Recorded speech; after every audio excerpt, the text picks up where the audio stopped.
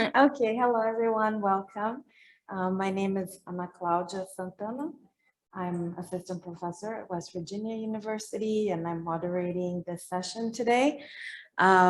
We have our speakers organized in line here in front. We will start, so our track session is called Paycheck Protection Program, an analysis at the industry, lender, and entity levels.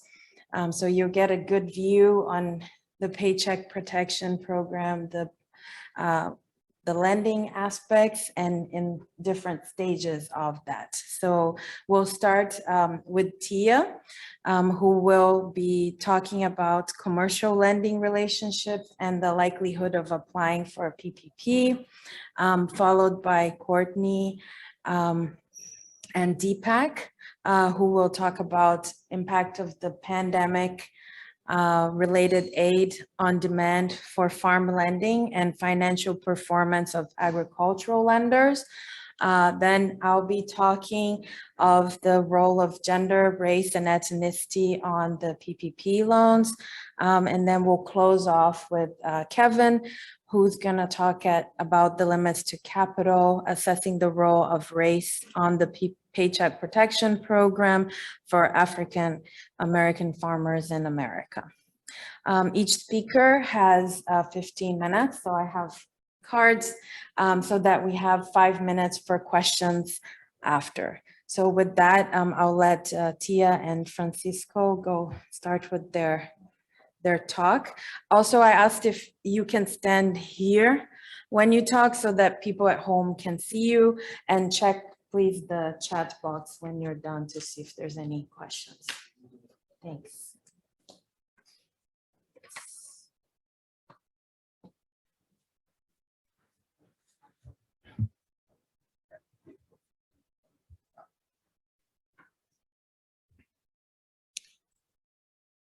Okay, so hello all, thank you for attending this presentation today. This is a joint work between us folks at the Ag Group at the Federal Reserve Bank of Kansas City. That would be me, Francisco, Courtney and Ty, and folks from the ERS, Tia, Neil and Deepak, okay? Today we are presenting this work that poses two very simple questions that in actuality, proven very difficult to answer, okay? We want to explore these two questions: who applied for PPP and what effect did it have for those who got PPP, right? So the general statements apply. These are our opinions, not the opinions of the Federal Reserve System, nor the USDA or the US government. So a little primer on PPP. PPP was created as part of the Coronavirus Aid, Relief and Economic Security Act, which is known as the CARES Act.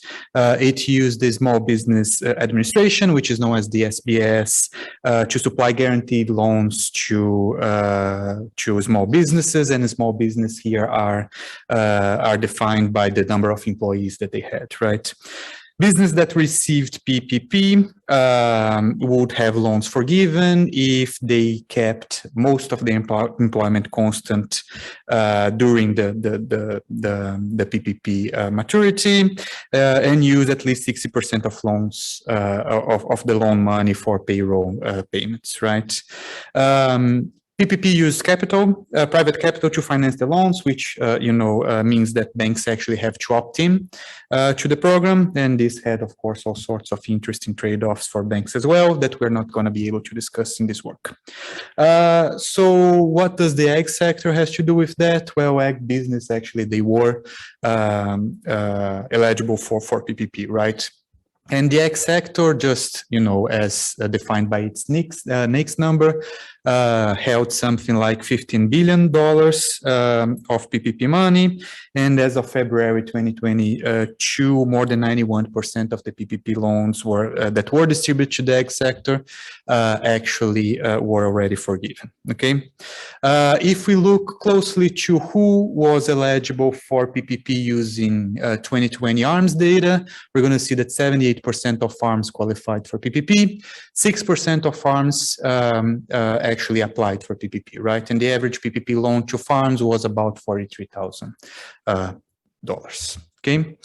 A little bit more of information on PPP loans to farm business in 2020. The share of PPP loans to non-farm businesses was around 99%, right? Which implies that 1% of the PPP loans actually went to farm businesses.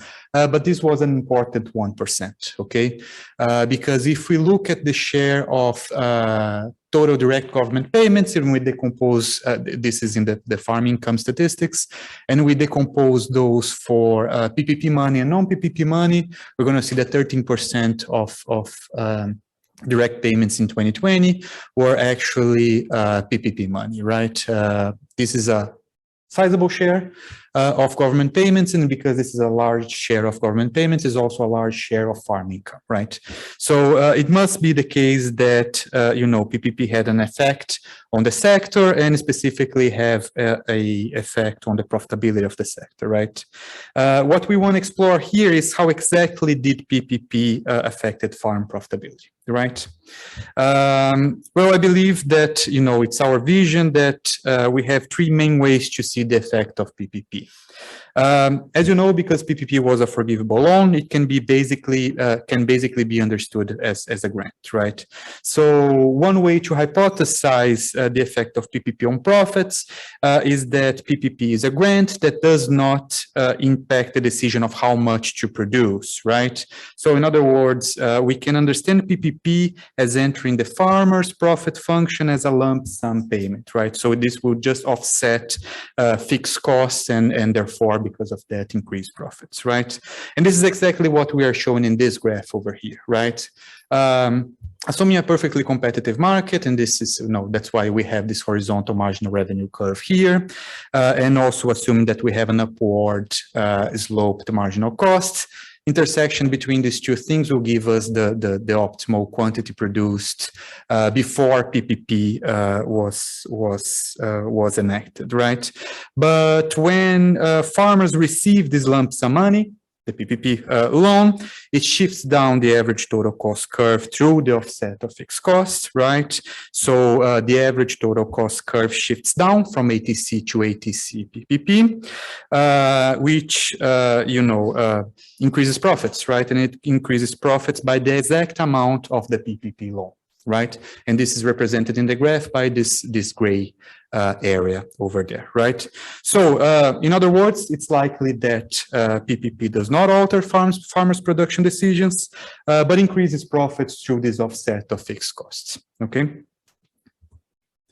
Another way to think about the effects of PPP is to think about farmers being generally cash constrained, right?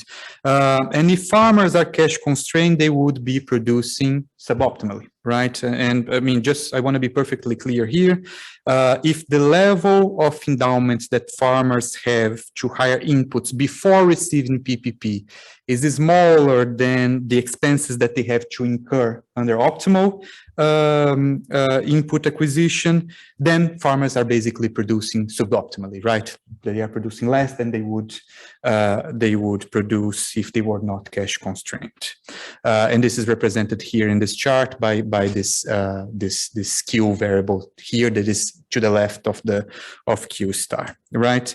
So PPP then potentially has two effects, right? It can increase input levels used in the farm, because of course this would release the cash constraint and increase the level of production. So we would go from Q to Q star, and also it has the effect on offsetting a little bit of the fixed cost of the farmer. So this is again the shift down of the average total cost curve. So the total profits that we would have in terms of those who received PPP would be given by this gray area over here, which has two components, right? The marginal increase in quantities and the offset in fixed costs. So we would expect that PPP actually has a higher impact in terms of profitability than the actual value of PPP, okay? Finally, we can have the case in which farmers are producing optimally before the pandemic, and some of these farmers kept producing optimally during 2020 only because they received PPP, right? And just in other words, I mean, PPP money allows them to maintain their optimal level of input hiring, right? On the other hand, those who did not apply for PPP or did not get PPP were not able to maintain or to their optimal level of inputs. They had to let labor go maybe, or they were not able to hire the amount of fertilizer that they need, and they start to producing suboptimally, right? So the mechanism here is those who did not receive PPP go from Q star to Q cap. And again, the advantage of having the PPP money is given by this gray area in the chart. And again, we have two mechanisms, right? A decrease in quantities for those who did not receive PPP, and a decrease in average total cost for those who received PPP, right? So again, we would expect that farmers that received PPP have a larger impact in terms of profits than the actual amount of PPP that they received, okay? So just as a summary, PPP, may cause a shift in production. This would be consistent with the case 2 and 3 that I presented here, or PPP may work just as a lump sum payment that increases profitability through costs, but do not change production, right? And of course, we would like to differentiate between these 3 cases empirically, right? And to differentiate between these 3 cases, we're going to use ARMS data, year 2020. Of course, as you all know, ARMS is an annual survey of principal operators. It serves as USDA's primary source of information on the well-being of American farmers and ranchers. Has information, all sorts of interesting information, right? Information about farm income, and very importantly, participation in government programs such as PPP, CFAP, and etc. And also information about farmers' demographics, right? Specifically, I mean, we took an interest in race and ethnicity here. For all the variables that interest us but are not in ARMS, we use the Ag Census of 2017, right? Which of course is a complete count of US farmers and ranchers and the people who operate them. This allows us to create some measures that are at the county level, right? And specifically, we use information on farm internet access and use, and information on the share of principal operators whose primary occupation is farming. Okay, basically to capture the density of professional networking that those farmers are facing. Okay, we have 5 minutes, so I'm going to go really fast over it. Who applied for PPP? We're going to use a logit regression. We have some variables of interest, rate and ethnicity, existing commercial banking relationships, internet access and professional network. What was the impact of PPP? Really difficult actually to try to tease out because we do not have a random assignment of farmers who got PPP and did not get PPP. And we don't have a nice natural experiment as well to tease out this effect. So what we are going to do then is we're going to use this entropy balancing exercise, having the net farm income as our dependent variable, right? The intuition behind this entropy balancing is quite simple. It uses moments of the distribution of several covariates for PPP receivers and non-PPP receivers, and basically reweight the sample to achieve balance and have better comparison groups, right? We can talk about the shortcomings of that. I'm going to sort of like skip that. But basically, that relies on conditional independent assumptions and has this taste of selection on observables, right? And this is the estimated equation that we use. So with that, I'm going to pass the ball to Tia, and she's going to discuss our results. Francisco. Yeah, we're kind of tag teaming today. So I will quickly go through some results. So first, just the results of, looking at factors that affected the probability of applying for PPP. We're interested in kind of the demographics and then these access variables and some indicators of size. So in terms of demographics, we didn't find statistical significance with respect to women, but for non-white and Hispanic principal operators, we found a marginal effect about 4%, so 4% less likely to apply. In terms of a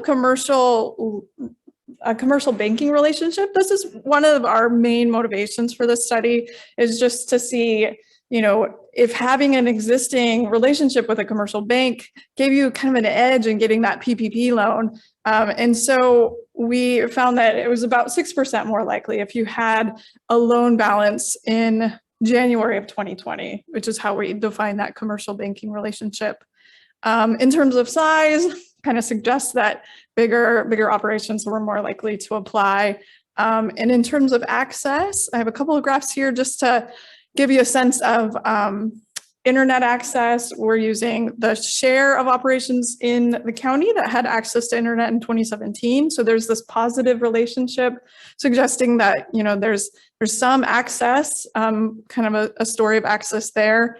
In terms of professional network, we wanted to give a sense of kind of that information sharing that might, if you didn't have a commercial banking relationship, you might have a neighbor who knew about PPP and encouraged you to apply. So for professional network, we're using the share of operators in county whose primary occupation is farming. So it's kind of that probability that your neighbor's primary occupation is farming, or something kind of like that. So we find that positive relationship there as well. For the second half, we are using that entry balancing. I'm just listing here the covariates that we use in the balancing part, trying to identify these pre-treatment variables that indicate kind of a likelihood of applying for PPP, and then the control variables we use in the weighted regression. I'm just going to power on. These are summary statistics. It's an overwhelming table, so no need to memorize all those. It's mostly to show you that there's differences in our treatment and control group, right? Those that received PPP and those that didn't. And this is the unweighted sample, so that when we move, the unbalanced sample, so that when we move to the balanced sample, we see that, that the control group has changed. It's been reweighted so that we get balance on mean and variance between the two groups. And these are our estimated kind of treatment effects. So specifications 1 and 3 are unbalanced, kind of naive estimations of the effect on PPP. 2 and 4 balanced. As we move from 1 and 2 to 3 and 4, are adding these asset by specialization interaction effects, which account for kind of labor substitution effects. And so kind of the short story here is that we're finding that treatment effect is bigger than the average loan itself, right? So that story that Francisco laid out, where we're trying to see, is it case 1 or is it case 2 or 3, where it had some kind of spillover effects into the amount of production that's occurring. And so, right now we have something kind of compelling, not truly convincing. And so we do some additional things, which I'm happy to talk about. We're kind of starting to, think about a barrage of tests that we can do to make sure that this withstands, further scrutiny. So we do this difference in difference, which, I kind of will just wave my hands. We do find an effect on production, so that, it's starting to indicate that we're kind of in that case 2 or case 3 where there's this spillover effect. So just some real preliminary conclusions at this point. The evidence suggests there's a differential access story to PPP, and maybe there's some kind of production impact from PPP as well. So with that, questions?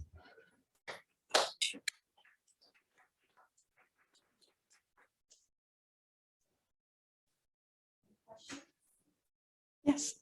Rather than a production impact, could you look at all as to whether they might have applied for other government programs more readily if they were PPP participants like CFAP? I mean, some of them just understood the ability, options they had to apply for programs. Yeah, absolutely. A lot of those USDA programs were kind of more comfortable to apply for. We do control for that. but we haven't really fully examined that possible substitution or ease of access to those government programs. But that's a really good idea. It's a really good idea. Yeah, I was gonna say, is that one of, you said the control for it, how? So, in the 2020 ARMS, we basically tease out the PPP money from all other government payments. And we could further tease that out, CFAP versus MFP versus, more Yeah, I farm was bills. saying that it's just that they're more likely to also latch on or went for those other funds. Yeah. And that's what impact on the income. Yeah, that low hanging fruit, right? Do I really need? If you're already crossing that threshold once. Yeah. into it. Yeah. You can even find the marginal effect if we interact, the amount of PPP money that we get with all the specific programs that we might find interesting. It's just conditional on the level of the programs, like how much more production, additional production, or additional net farm income they get. Yeah.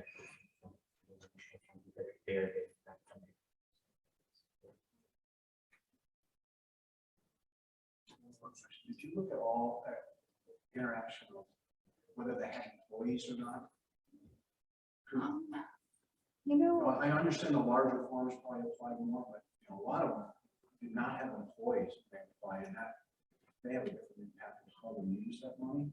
That's a good point. Yeah, we did restrict the sample to those that were eligible. And so the operations without employees, as long as it's a pass-through, they qualify, because that's at least one employee. But I think that would be a good thing to add, absolutely, is especially, as we expand this to see, what's the impact on other pieces of the operation in terms of investment, and that's going to be a really important thing to look at. Thank you. This was national data, right? So Yeah. did you look at any regional effects, how the roads are distributed, what impacts they make? We do have regional controls, but we haven't really examined kind of in depth yet. But I mean, that's a really, I think there were, especially in 2020, there was a lot of regional variation in terms of who got access first, right? So I think that's an important piece of the story that we're controlling for, but not fully examining yet. Okay. Well, thank you.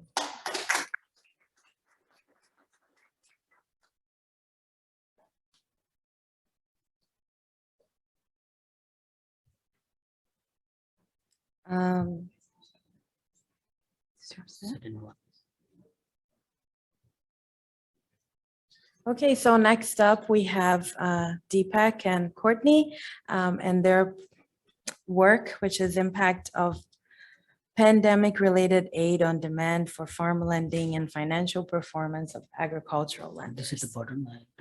Yes, you press this one and it should, it's already there. Well, it looks, let's try here. Slideshow. Did you want us? I guess you pass Okay, then like here. maybe try this No, it's not. Let me see here.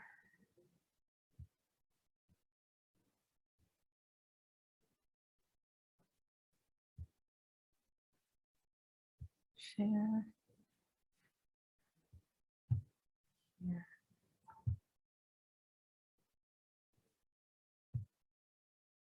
Looks like it's frozen, no? Oh, this is why. for this.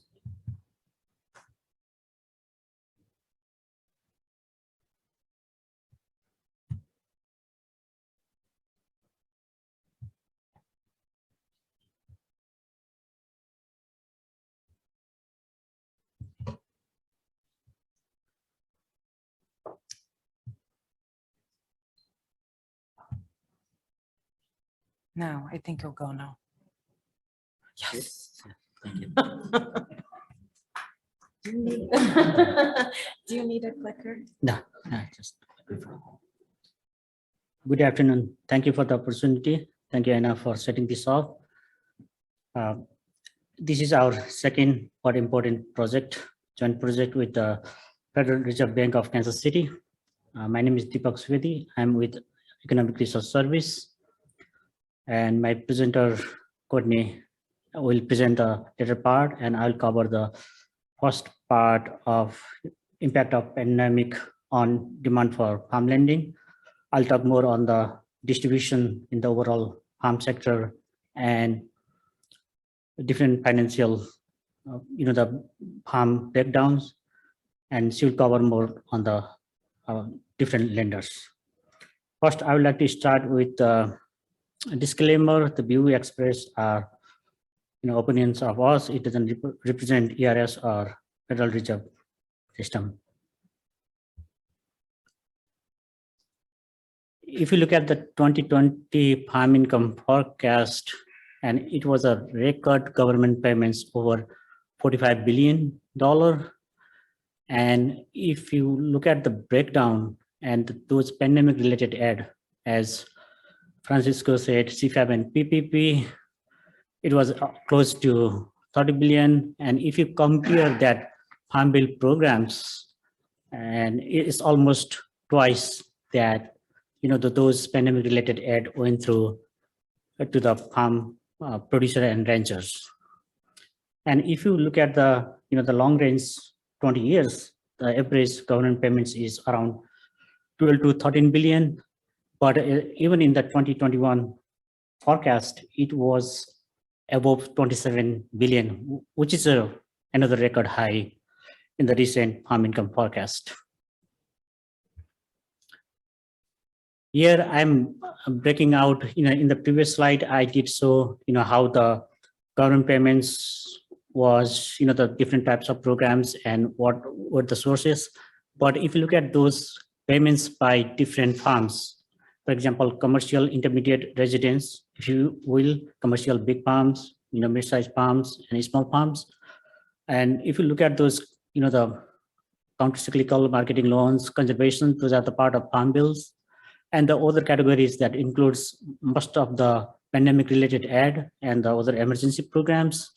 The interesting things here is, if you look at those farm bill in the major farm bill programs, PLC and ARC, which are the bedrocks of farm bills, it's 3 times higher, payments went through those pandemic related aid.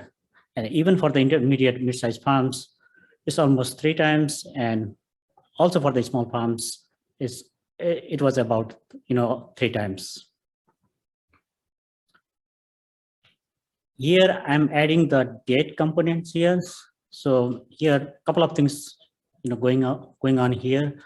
If you look at those composition of debt by real estate and non-real estate, 2/3 of the debt is coming from real estate and 1/3 that is coming from non-real estate. In a recent farm income forecast, you see the real estate around over the total debt is around 455 billion, and most over 300 billion is coming from real estate, and the rest 1/3 is it's around like 155 billion that's coming from the non-real estate. And also in the recent years when the pandemic strike, the net farm income has been rising. And as I said earlier, the government payments, it was record in 2020 and 2021. So it's, all things are moving up. And here, like the data, it has been increasing. The real estate debt, the share of the real estate debt has been increasing significantly in 2015. Here we are decomposing those debt, real estate debt, non-real estate debt by lenders. The interesting point here is most of the real estate loan was provided by farm credit system, followed by commercial banks. And for the non-real estate, most of the loans was provided by commercial banks, followed by the farm credit system. And one thing to point out here is, if you look at the FSCS here for the real estate and the non-real estate, that was 3% and 2%. But it doesn't include, the FSA backs of loans, guaranteed loans. We don't include under the FSA category. And also for the non-real estate loan, that individual and others, which are the non-traditional lenders, for example, the credit card company, personal loans, that issued out 20%. Here we are showing that share of farms with the debt, and as the farm size increases, the average debt for farms with debt also increases. For the low sales, over 151,000 average debt, and if you look at for the very large, that was above 3.6 million. And for the share of farms, that the same story is going on as the low sales farms. They had 20% of farms with the debt, and the very large farms is 81% farms with the debt. But if you look at those share of total debt, the 25% of those debt is coming from small farms, that low sales and moderate sales, and only the 9% of that total debt is coming from the very large commercial banks. And one thing to mention here is most of the farms, like almost 50% of farms, are small farms. Here we are showing the government payments, who received the government payments in 2020, who didn't receive government payments, and their composition, how many of them had a debt. The interesting thing in 2020, out of all farms, 40% of farms received some sort of government payments.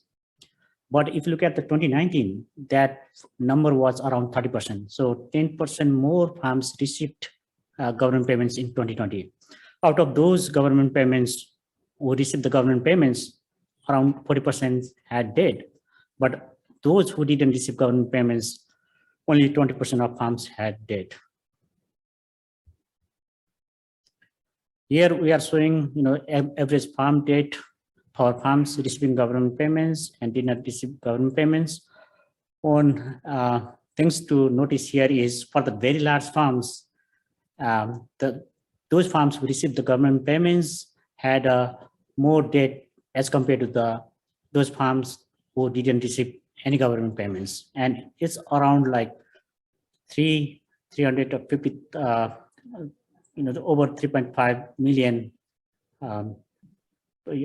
average debt for those farms who received government payments. And for those farms who didn't receive any government payments, it's a $1 million difference. Thanks. And I'll stop here and I'll pass it on to Courtney.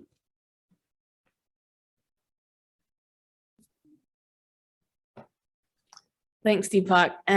So he set us up well by talking about the ARMS farm perspective of what we saw in terms of debt, following Paycheck Protection Program, even other types of government support. And now I'm going to talk about how that affected agricultural banks. So what did PPP affect demand for loans? And if so, what does that mean for banks in terms of total farm lending? And then also different metrics for how we track bank financial performance. So, but first, this slide kind of, if you remember the pie charts Deepak showed, kind of the breakdown in market share of total ag lending, this is similar to that. So as of 2019, the ag sector non-real estate debt, commercial banks had about 50%, farm credit system, a little less than that, about 35-40%. So, and we all, those that track ag financial conditions know that commercial banks are a little more known for the non-real estate, the operating loan lending, farm credit service has a bit larger share of the farm real estate lending. But what you can see is the outsized share of ag PPP lending that occurred at banks relative to the farm credit system. Now, there could be several reasons for this. One is that they did not get, Farm Credit did not get cleared to participate in PPP until later than what commercial banks did. Commercial banks really, jumped on, and were especially the small community ag banks took PPP very seriously, and what they felt like it was definitely, the ones that we talked to anecdotally, felt very strongly that this was how they supported their community through this financial crisis. So, and as Deepak said, this was really an unprecedented situation. And we explore, the potential impact of this specifically on commercial banks and ag banks. So what we had observed, even leading up to this situation, was that outstanding farm debt, and this comes from commercial call report data, at commercial banks and the farm credit system, there was already starting to be a divergence, kind of starting in about 2018. And what was in 2018? The MFP program started then, and then and also in 2019, and then in 2020, you get CFAP and PPP. Well, we had already started to see some kind of pullback or slower increases in outstanding debt, even started in 2018. And then you start to see this in a greater extent in 2020. And so, we're even getting, questions on our side from policymakers about why the divergence there, why the slowing in lending. And, there could be several reasons. One, the previous chart that I showed on, commercial banks doing more PPP lending. So we wanted to explore this idea a little further. And you can see that here more recently, we've seen a pick back up and loan demand and lending at commercial banks, a lot of that due to higher input costs and things like that. But it's really that time period around PPP that we really want to explore. And then this chart is just kind of further motivation and just, I think, kind of interesting in general. So many of you know that at the Federal Reserve and at other institutions, we've classified agricultural banks as those having 25% or more of their total loan portfolio in agricultural loans. So these would be agricultural banks. Well, what we saw in this period in 2020, the decline in demand for ag loans was so strong that we actually saw a pretty substantial shift in the number of agricultural banks. So the chart on the left shows the percent change in number of agricultural banks from the previous year. You can see that has bounced back, but it was so substantial that and that's not super important from like a regulatory perspective or anything, but just, I think it just goes to show at how just sharp this decline was. And then, of course, the percent change in farm debt outstanding at agricultural banks was just really, significant from any period that we've seen in recent history, and in line with what Deepak talked about from the borrower side, the first time that, I'm sure you all know Deepak does the farm wealth statistics, the farm income forecast. He does the debt forecast. So the first time we saw a pullback there, and we were also seeing this on the bank side too. So this is a similar chart to the previous one I showed, but this is just for banks that were classified as agricultural banks in 2019 prior to the pandemic. And you can see a similar pattern here where kind of a pullback in, similar to the farm credit system, banks that met the criteria of agricultural banks prior to the pandemic, experienced continued growth, but at a similar pace. And we saw some declines there. And I will say that the debt, let's see what it is. Yeah, okay. All commercial banks would be the solid lines, and then ag banks would be the dotted lines. So you can see the pullback wasn't quite as substantial for agricultural banks on the farm real estate side, but on the non-real estate side it was. So then what's the impact of this? So you can see kind of the percent changes in loan balances But we also wanted to look at select financial indicators at commercial agricultural banks by degree of participation in PPP. And he's not here, but Ty Kreitman he's our assistant economist in our office. This was kind of his brainchild, his idea, and he put together a lot of this analysis, and he does really great work for it for us there. And so ag banks would be commercial banks with, as I said, 25% of their loans in ag by any point during 2019. So that's kind of our threshold for ag banks. And then they're grouped by degree of participation in PPP. So total PPP loans as an average of total loans. And then we look at high participation would be anything above a median of that threshold. Low participation would be below. And then we also have a subsample of no participation. So banks that just did not participate in PPP. And we have a total of just over 1,200 banks in this study. And then the median average total PPP loans to average total loans was 3.6%. So again, a bit of a busy chart, but the key takeaways are at the top. And so as you read the table from left to right, we have the total number of banks in each sample. And then these are the indicators that we looked at. So the highlighted ones are the ones we think are most interesting. So total ag loans, ag real estate loans, ag production loans, return on asset, net interest income, and then non-ag loans and ag loans to total loans. And then as you read the table from left to right, we're looking at the pre-pandemic 2019 average. These are year-over-year percent changes. And then in Q4 2020, Q4 2021, and the first quarter of 2022 as a percent change from the same period in 2019. And so and then summarizing at the top, higher utilization of PPP by ag banks were correlated with stronger earnings, slower declines in farm production loans, actually, stronger growth in farm real estate loan balances, and sharper declines in ag loan concentrations due to stronger growth in non-ag lending. So this was not just true for ag loans, but they also saw an increase in their non-ag lending. And so that's, and we can get it more into that if we have time in the Q&A, and happy to also share offline. But then just some of the things we've been talking about in our group, which I will say I've loved working with ERS, the team there, and our team at Kansas City Fed on this project. It's been a lot of fun. It's been very interesting. So will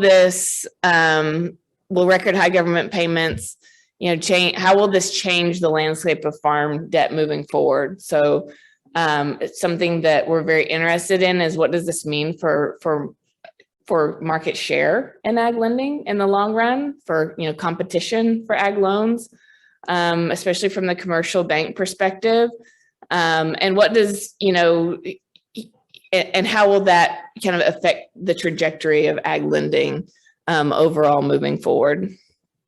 And so with that, I know my time is up. So thank you to my co-presenter, Deepak. And do we have time for questions? Or so? Happy to take one or two questions.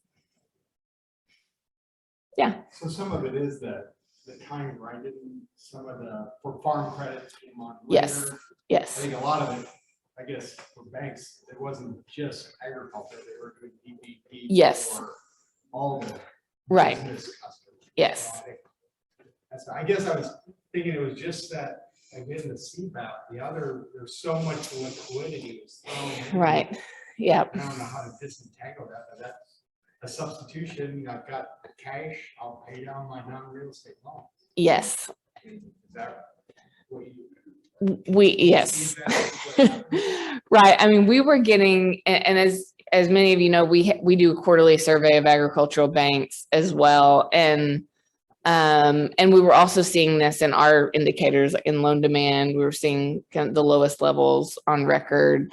We were getting, some really interesting anecdotes from bankers that were like, 50% of my farm borrowers haven't even taken out a loan this year because they're so flush with liquidity. So, things like that where, yes, there was a lot of cash out there. farm borrowers were in very good financial position, and if they didn't need to, a traditional loan, they didn't take one. So, yeah.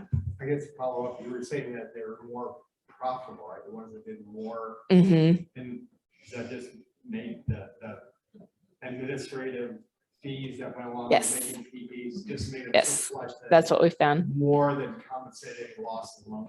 Exactly. Yes. Yeah.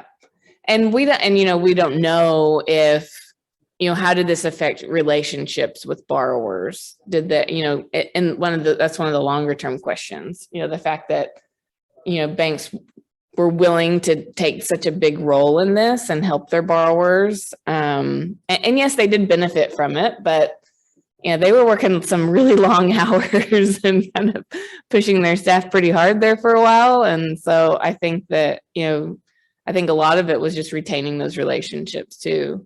And because that's why a lot of small businesses participated in PPP, was to retain employees. And so I just kind of wonder if it also worked by way of retaining customers too for banks that participated. Along those lines, Courtney, we had a lot of anecdotal evidence that some banks were prioritizing small businesses over farms Oh, interesting. because they wanted to keep their small business right Oh, afloat, and they had to pay employees, and farms didn't necessarily have Yeah. to pay employees. And that caused some consternation amongst farmers, and it may affect those relationships in a different way. yeah. Which could have also contributed to some lower farm loan balances if they went elsewhere. So. Thank you.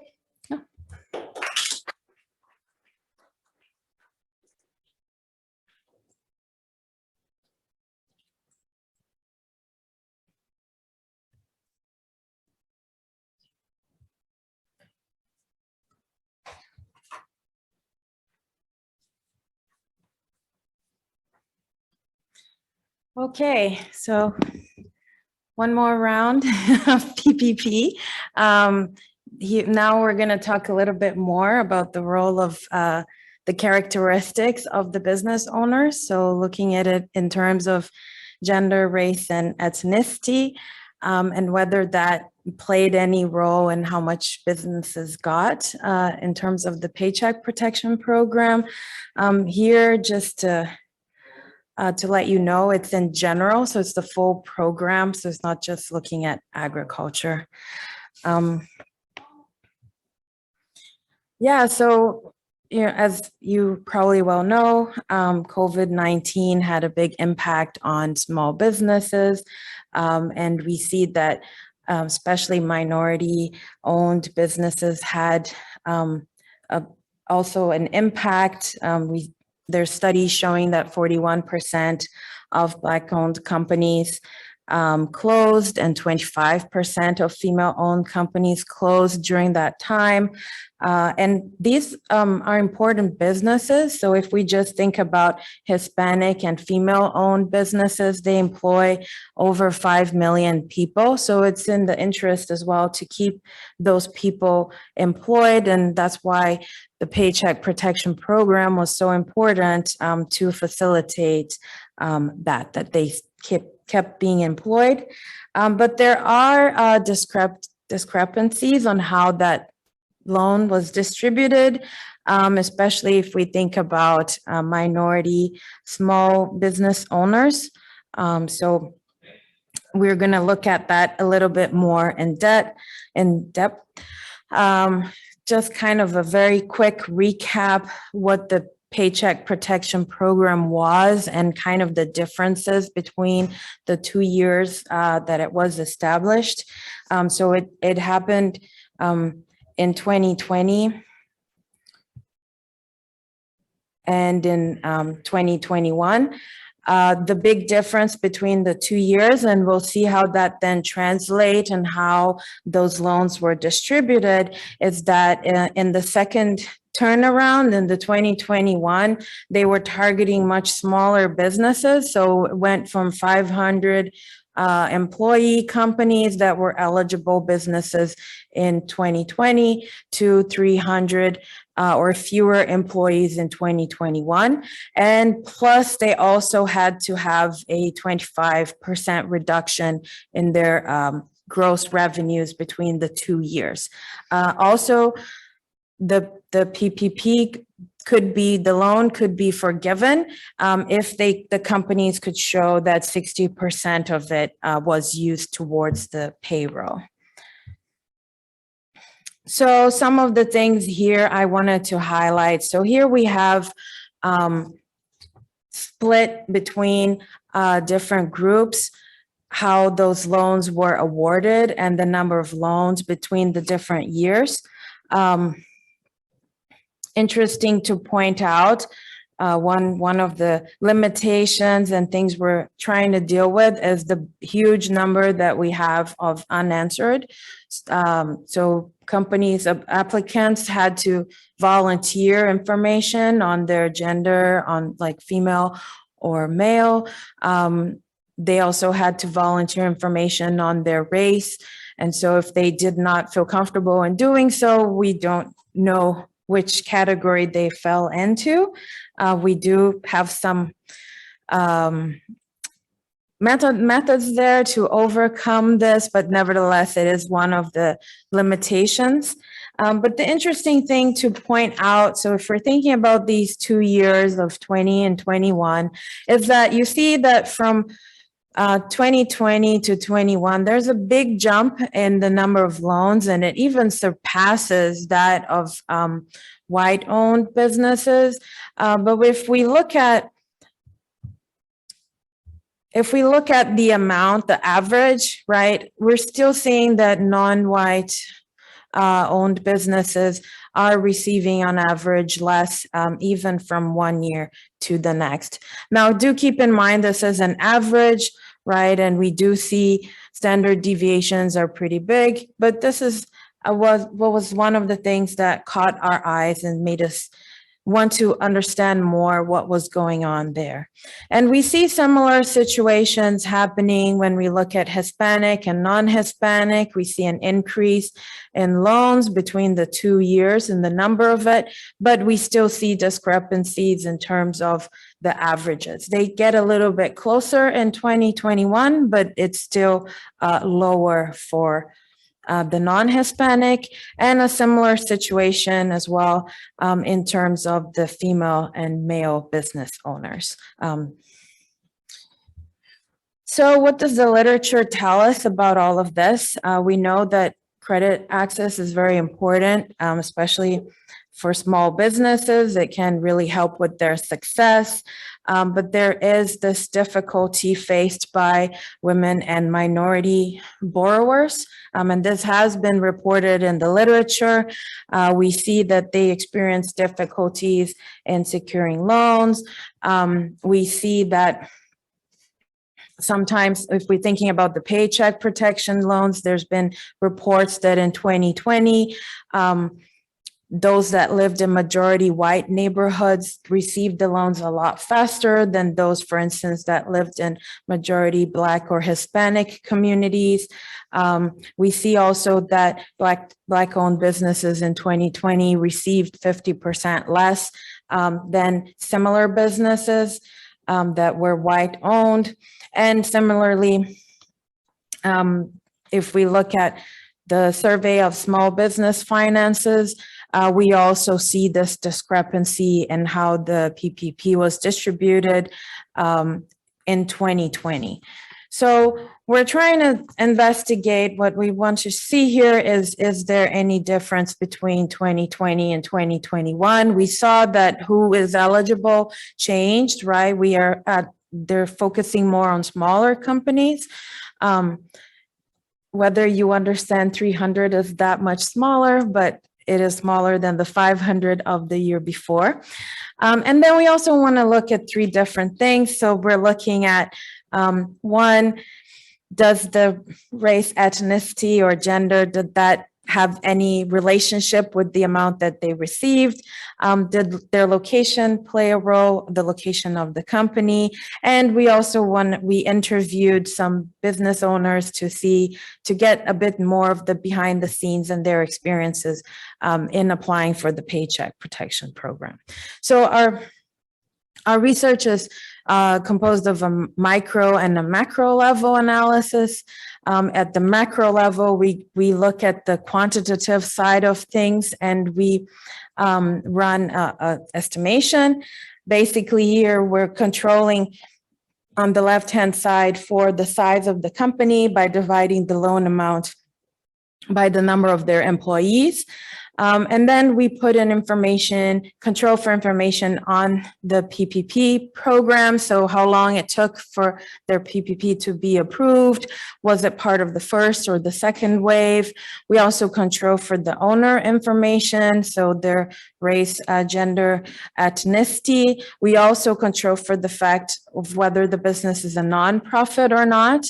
Then we control for the lender type. So we split it into bank, non-traditional, farm credit, and credit union. And we also have their assets in there for controlling how big these lenders were. We also control for some county specifics. So we bring in how was loan demand before in those counties by using the CRA loans. We control for whether it's a low to moderate income county or rural, urban. And then for 2020, we also control for the lockdown days. And then we have some fixed effects in there to control for the state and industry that they're in. Then we move beyond. We want to also look at if we're thinking about two owners, so two female-owned companies, does it matter where they're located and how much they received in the Paycheck Protection Program? And we also then control for the, we assume it is attrition, so we control for the fact that they do not respond, whether they do not volunteer the information, whether they're female or male or their race. And so for that, we use the Lee bounds method to control for that, the selection into the self-reporting. And so we'll discuss that in the results part.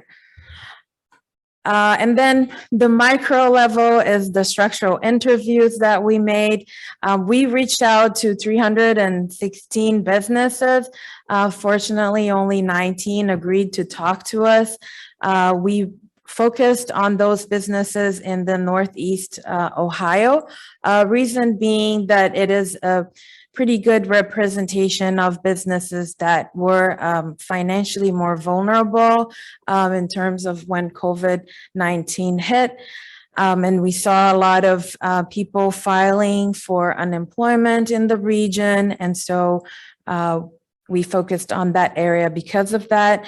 And so the kind of questions we asked looked at one, whether they were certified, and they thought that was important. So if they were certified as minority owned or female owned or even veteran owned. And then also their general experience with the Paycheck Protection Program application. So how that went and some of their strategies in terms of dealing with COVID-19. So here, kind of the things that I would like to highlight. One is we see that if we're looking at the effect from the company being minority, non-white, because here we're not including females, we are including females. No, we are including females in here as well, is that we see that from 2020 to 2021, it actually becomes positive.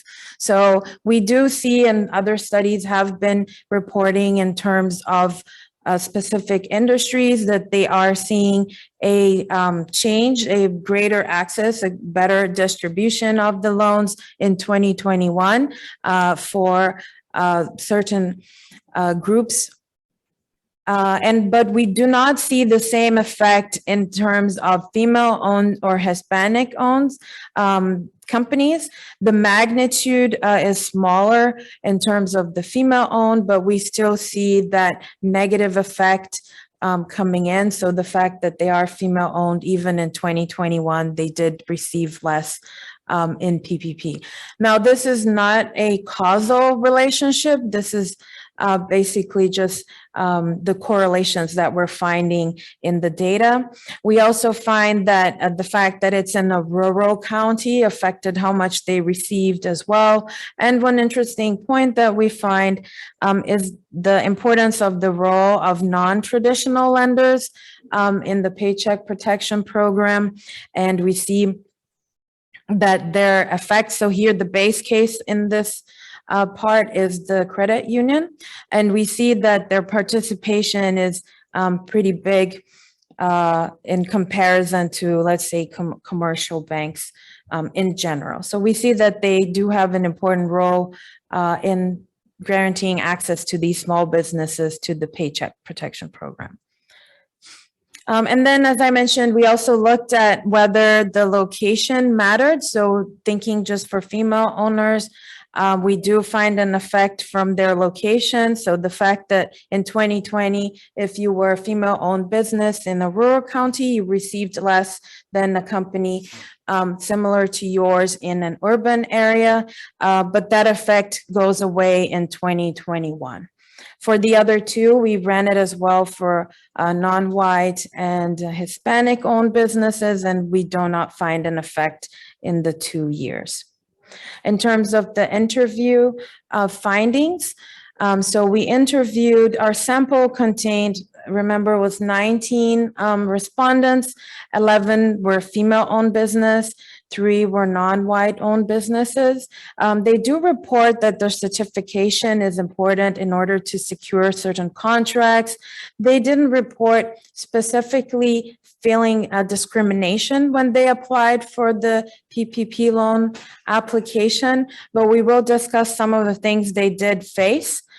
So we split the two groups between those that received less than 150,000 and those that received over that amount. And so when we're looking at the smaller amounts of the PPP loans, what we see is that they pursued these non-banks, the non-traditional lenders, because they had difficulties in applying for through the commercial banks. They had to sometimes submit to many different banks their applications.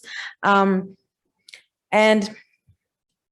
there was a bit of lack of transparency, especially the first year. This is when we conducted these interviews in 2020 on how the program worked.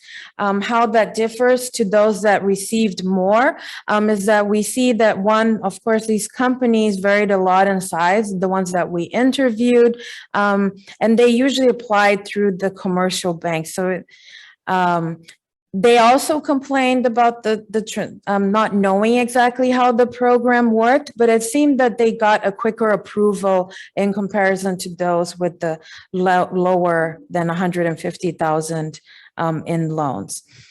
So it seems that company size mattered when you were applying, and in terms of who you could apply through. And a large portion of minority-owned businesses are smaller than the white-owned. So that might have made it harder for them to have access. So kind of wrapping up, we do see a decrease in the discrepancies when we compare white to non-white owners, but we still see a continued discrepancy in terms of how the PPP loans were given when we think about female or Hispanic owners.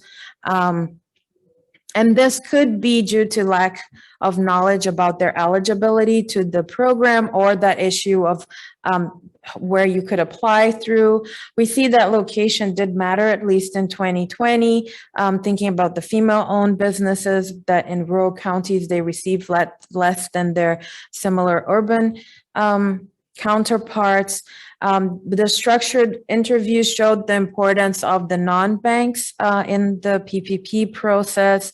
And so And it also showed, had implications that lender-borrower relationships did matter. So that's something that attention should be paid towards when we're having mergers and exits of local banks from underbanked communities and later programs. That might be an important feature to think about. And so in general, if policies are hoping to target a certain community and facilitate access, they can't be looking at a one-size-fit-all kind of policy. So thank you for your time. And if you have any questions, let me know.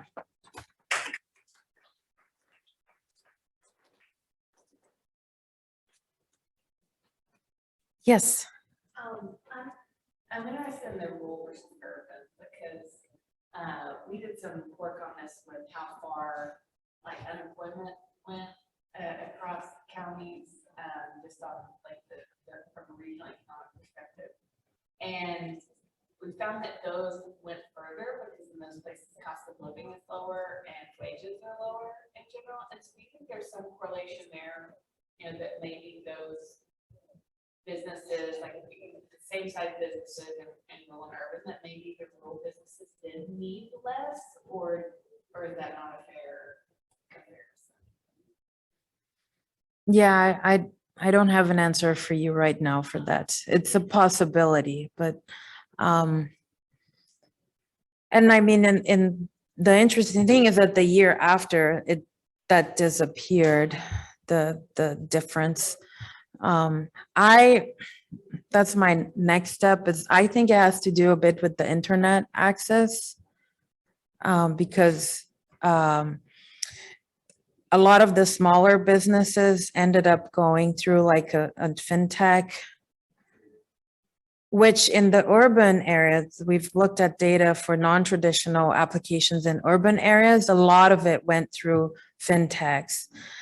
And so that might be something that's playing as well. But yeah, what you brought up was something I thought about in terms of the cost of living.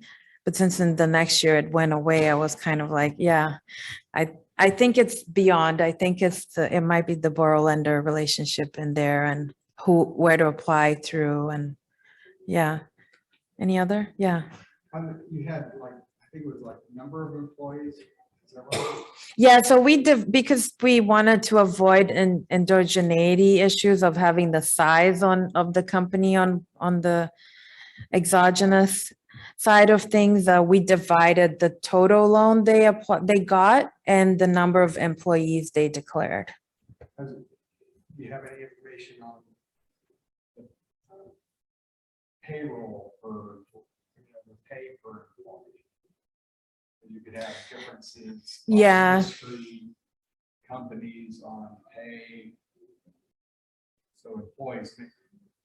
No, we don't have, Another way of measuring- say that again? Another way of measuring how important employees are to the business is by looking at their pay. Oh, okay. employee. Yeah, no, we didn't have that, how much the different employees earned.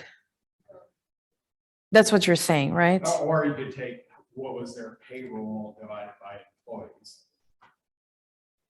If you had a measure of payroll, I don't know, on their expense side. I need to look again, but I don't think the data set has that. We have it split, so it has like how much they requested for payroll. But we don't have their actual, so they did have to submit it. So I would assume that it matches with what they submitted is what they received in terms of their payroll. And so that's the portion we consider, because they can request for rent and mortgage. There's all these other parts, but we did take the payroll amount when we divided by the number of employees. So I guess it does control. Was that what you meant? I'm just trying to think that you could have different industries with the same number of employees, but the cost per employee could be quite different. Yes. And Yes, that is rural true. versus Yes. urban Could be some things too. I'm just. Okay. Yes. So 6% response rate, what do you suggest doing differently next time? I do not know. I'm open for suggestions on what to do differently next time.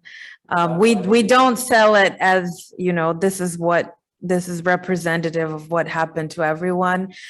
We look at more as anecdotal and kind of like, this is what the feedback we got and what could be going on behind those numbers. So we use it more as a way to try to understand those numbers that we got at the macro level. Do you have any sense of why the response rate was so low?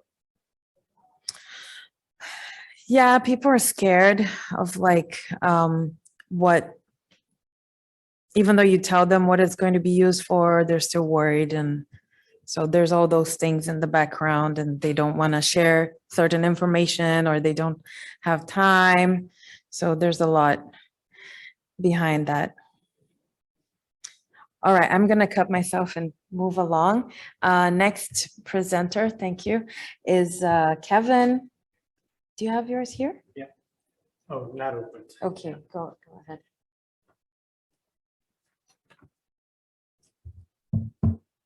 Yeah, thank you for the question.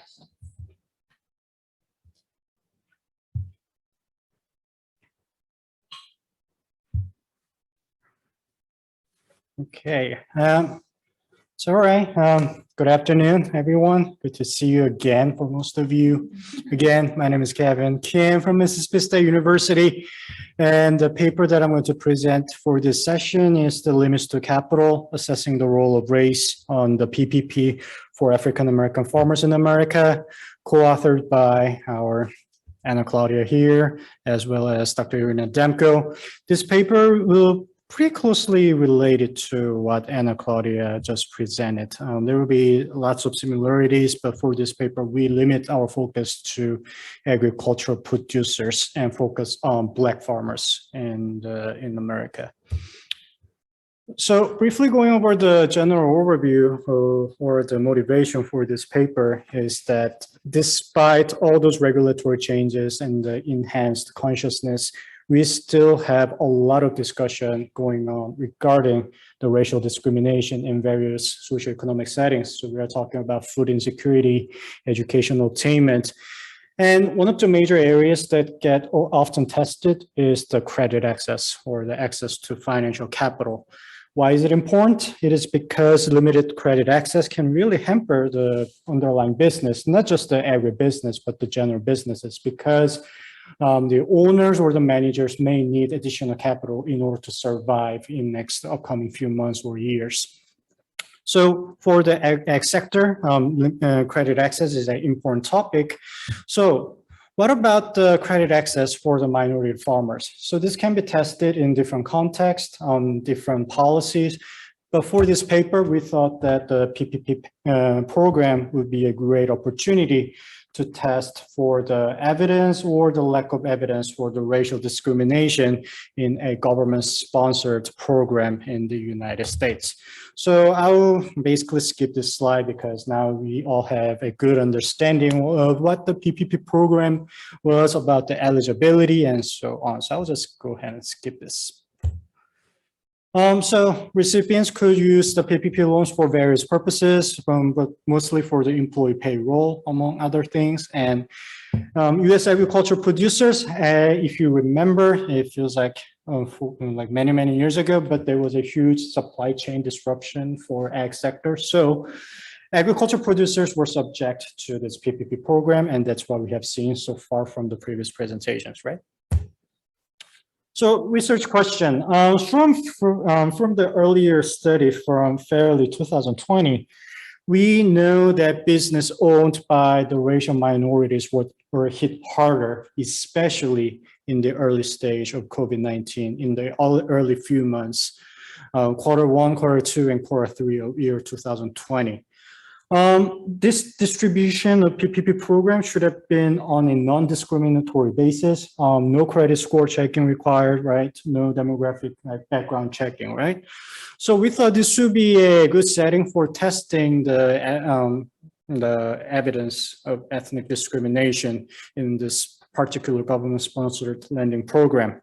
So the straightforward question was, do we observe racial discrimination from the PPP program issuance for African-American farmers? So we examined the absolute amount of the approved PPP loan amount, as well as the PPP amount per employee for the business.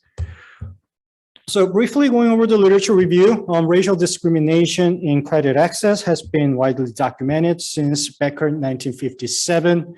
After the theory was developed by Becker on there could be a racial discrimination in lending in general, there have been many studies since then that tried to test the idea in a more empirical sense. Regarding the limited credit access for the agricultural producers, from the literature, we know that limited credit access can really hamper the farm businesses. It can result in a reduced farmland value, or productivity, and so on. Now, what about the studies on the racial discrimination in access to financial capital for agricultural producers? So after Pickford and Glickman, 1999, very famous case, there was a massive lawsuit by the African-American agricultural producers against USDA in 1999 for a historical racial discrimination in government-sponsored programs. So since then, there has been changes in the code and the enhanced awareness. So since then, multiple studies were conducted that tried to examine whether we observed a persistence of racial discrimination in the USDA programs.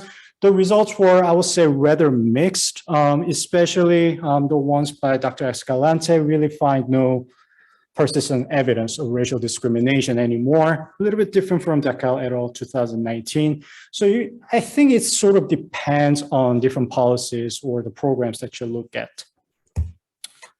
So to test the idea, of course, we had to obtain the data from the Small Business Administration.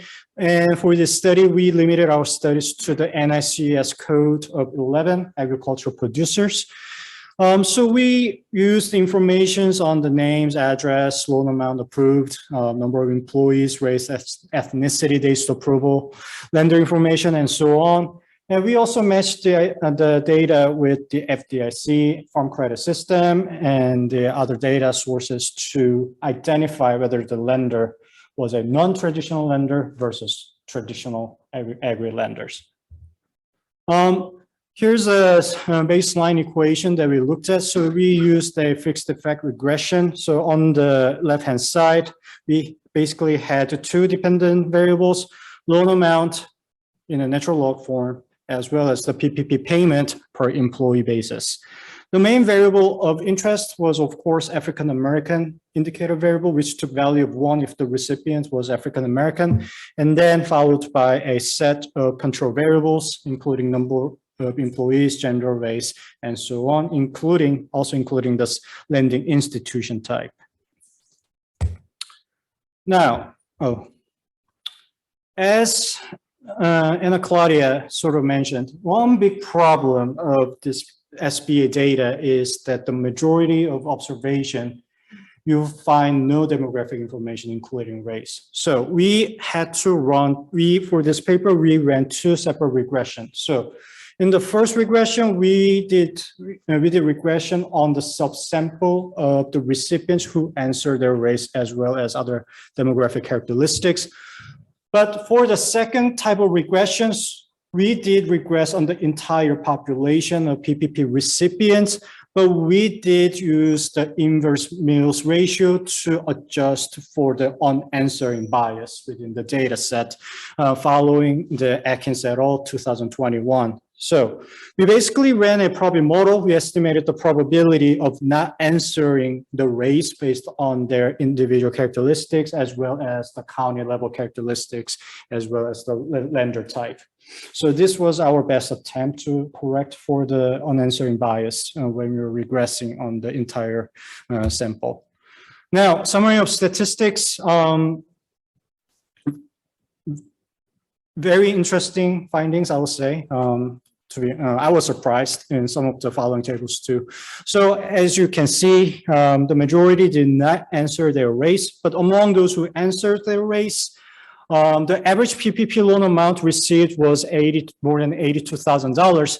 For the white recipients, there was more than $83,000. But for African Americans, it was only about $20,000. So in terms of the absolute amount, it was significantly lower for the African Americans. Now, more interesting finding, to be honest, I thought this was the most interesting finding from from our study. So there is actually, I wrote it wrong. So this should be commercial bank and that should be the farm credit system, okay? So if we look at the all US farmers, nearly 90% of them obtained the PPP loan from the commercial banks, okay?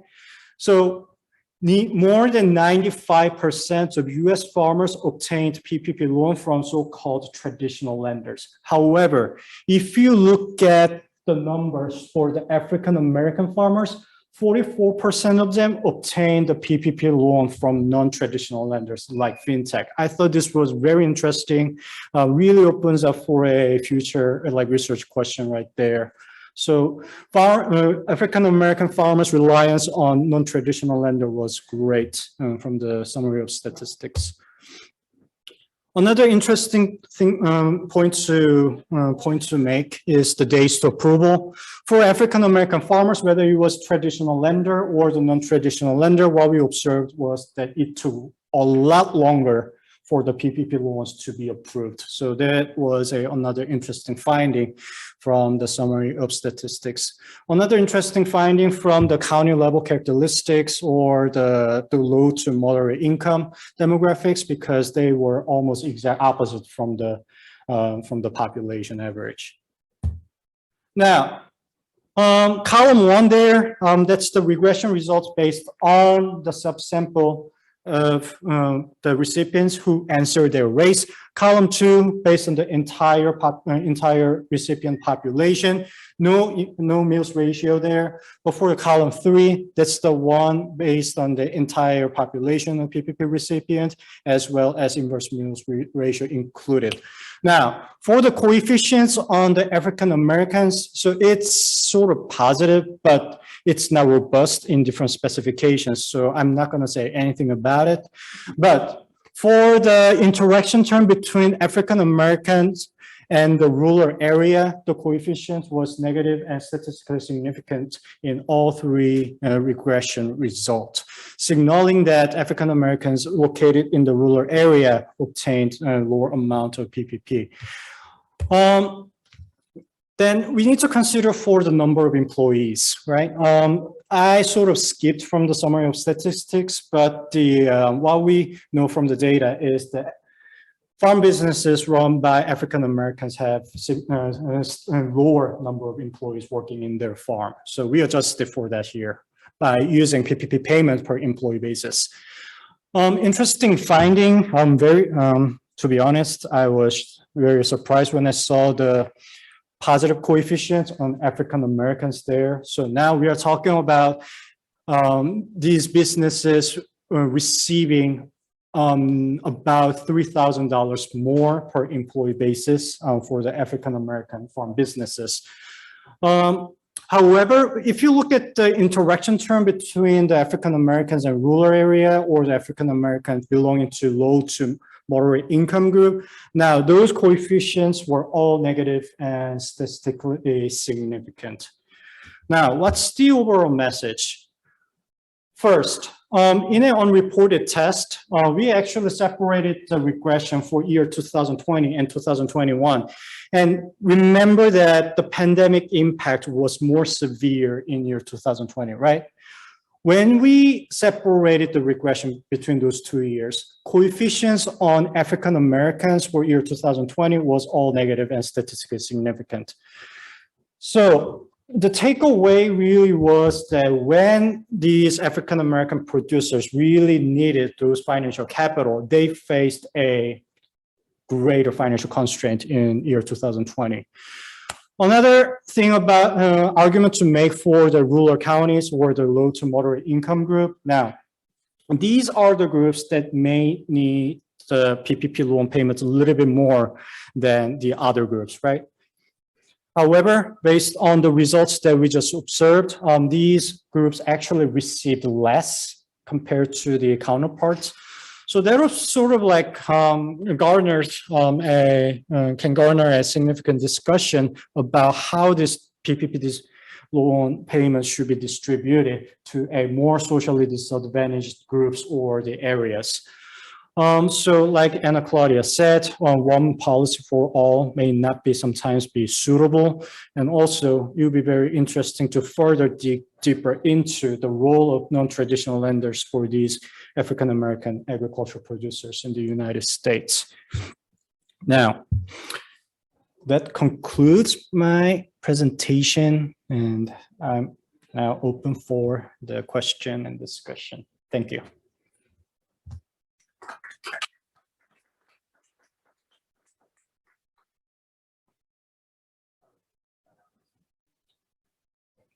Yeah. Did you say you had mixed codes to control for different types of businesses? So we limited to the recipients who had NICS code starting with 11 something, 11, yeah, because that's the agriculture. Right, but within agriculture. Yes. Are you looking at differences between Yeah. cow-calf operations? Yeah. and So, those that- Yeah, Mhm. that's the night schedule. That's the next. That's yeah. what Mhm. that fixed effect. yeah, I did not like spend a lot of time. So there's an industry fixed effect. So that sort of controls within the 11. Yes. Yeah, to the last three. And I know you said there's a big difference in processing time. Yes. And was that in both time periods, the 2020 and 2021? That's Your yeah. summary to be has both there. So it's both. Splits. Yeah, I think I know I saw the number separated for 2020 and 2021, but it's really fuzzy right now for me. Yeah, I didn't know there's some learning involved that. Yes. Change from one period to another. Yeah, so the very interesting thing about the regression results when separated between 2020 and 2021.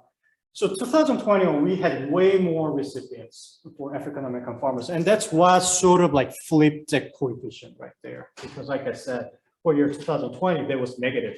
However, overall, it's positive, which I believe was caused by the significant increase in the PPP payments in 2021. Yeah. Okay, days to process by lending institution. Is that- I mean, if most, non-Black borrowers, Mhm. did PPP through commercial banks, for example, commercial banks comprising a majority of PPP lending, they kind of cut it down. Yes. The institution, Mhm. Black borrowers lending just maybe didn't quite have, Yeah. the process down. Mhm. Those other- Yeah, definitely. So not reported here, but we actually control for the days to approval. Yeah. But as you can see, yeah, the process date. Now, traditional lenders for African American farmers was still greater than the entire sample. Now, non-traditional, now the gap is. Oh, okay. We separated. Yeah, so I mean, here it's saying 93, but we are talking about 3 months to get it to be processed. So from non-traditional lenders. Yeah, so something to think about. Yeah, really. I mean, this also really signals the heavy reliance on the non-traditional lender. I think that really signals that the borrower relationship was not in place for a lot of agricultural producers. And that's why probably they were relying on these non-traditional lenders.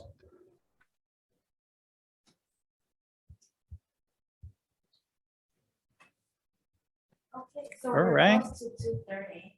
I wanted to thank everyone for coming and your questions, and if there's any more questions, since I'm here, so. Thanks.